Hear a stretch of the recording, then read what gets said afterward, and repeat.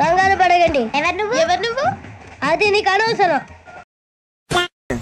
Like చేసుకో, like చేయి. పవన్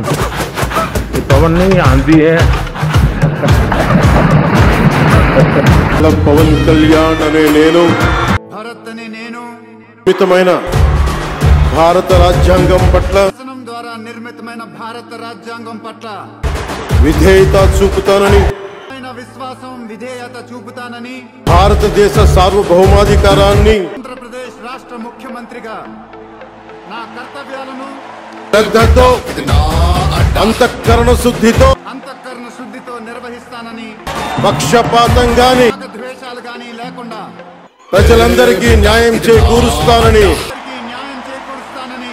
సాక్షిగా ప్రమాణం చేస్తున్నాను. చంద్రబాబు నాయుడు అనే నేను చూపుతానని, సార్వభౌమాధికారాన్ని సమగ్రతను కాపాడే ఆంధ్రప్రదేశ్ రాష్ట్ర ముఖ్యమంత్రిగా కరణ శుద్ధితో నిర్వహిస్తానని, రాగద్వేషాలు గాని లేకుండా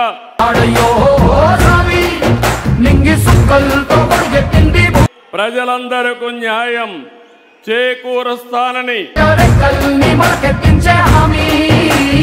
దైవ సాక్షిగా ప్రమాణం చేస్తున్నాను.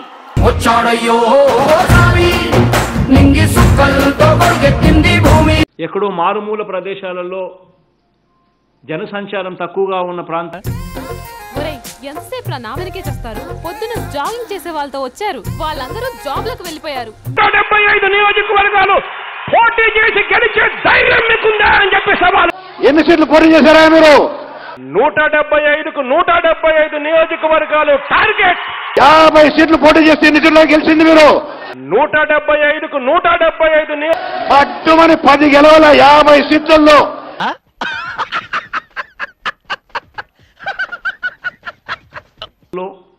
అర్ధరాత్రి పూట జరిగిన ఘటనలు అసలు ఇటువంటి వాళ్ళు మనుషులేనా అనిపిస్తుంది. రాత్రి పూట అందరూ పడుకున్న తర్వాత పడుతున్నట్టున్నాయి. ఎటువంటి నేరాలను మనం ఈరోజు డీల్ చేయాల్సి వస్తా ఉంది అంటే, ఎర్రి పప్ప అంటే బుజ్జి నాన్న అని అర్థం. మా ప్రభుత్వం అధికారంలోకి రాకమునుపు ఇస్తా ఉన్న చాలని పెన్షన్ నుంచి ఈ మధ్య తెగబలిసి కొట్టుకుంటున్నాడు. అందుకే వాడికి డిమోషన్. మంచి చేస్తూ అడుగులు వేసినా కూడా నుంచి 4 గంటలకే పాల ప్యాకెట్ పట్టుకుని మీ ఇంటికి వచ్చేస్తాను సార్. మీరు చెప్పిన పనులన్నీ చేస్తాను సార్. కష్టాలనే మా కష్టాలుగా భావిస్తూ చెప్పగలిగాం.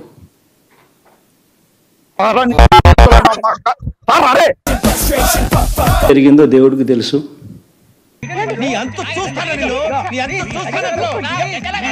ఖచ్చితంగా మళ్ళీ ఇక్కడ నుంచి లేస్తాం. బిడ్డకు మీరు తోడుగా ఉండండి అని మాత్రమే మీ బిడ్డ కోరుతున్నాడు. అర్థం పద్ధతులు అక్కడ మాట్లాడతావు నువ్వు.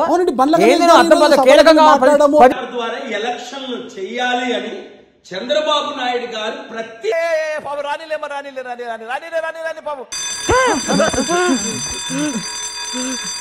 మరి ఇప్పుడు నువ్వు అంటుందేంటి? ఈవీఎం ట్యాంపరింగ్ అవ్వలేదని.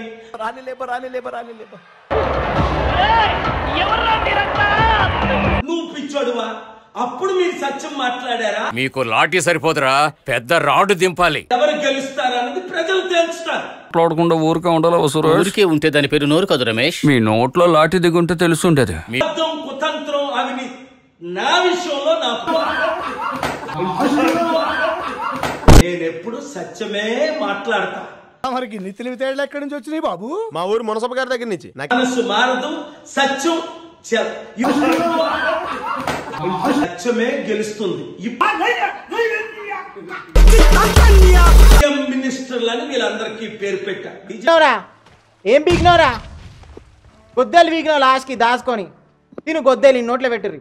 మరి ఇలాంటి ఇంట్రెస్టింగ్ అప్డేట్స్ కోసం షేర్ చేయండి, లైక్ చేయండి, సబ్స్క్రైబ్ చేసుకోండి. ఫైనల్ గా గంట కొట్టడం మాత్రం మర్చిపోగా.